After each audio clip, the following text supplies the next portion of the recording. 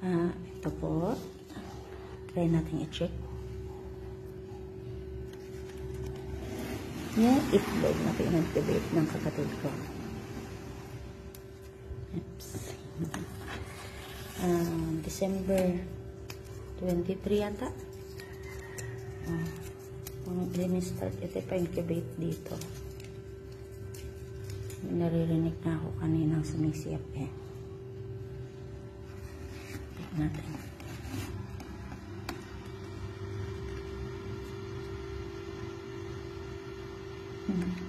Ito second batch na po nandito.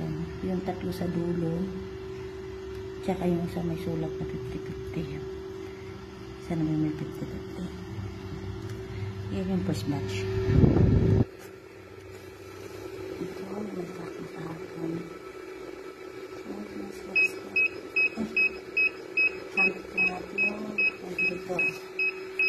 Dapat mo siya kasi baka mamaya mag-crack siya. Ayan o. Naka-open na siya ng unti.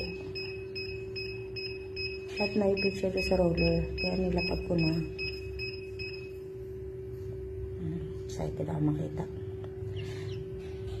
Narinig niyo yan? Good morning!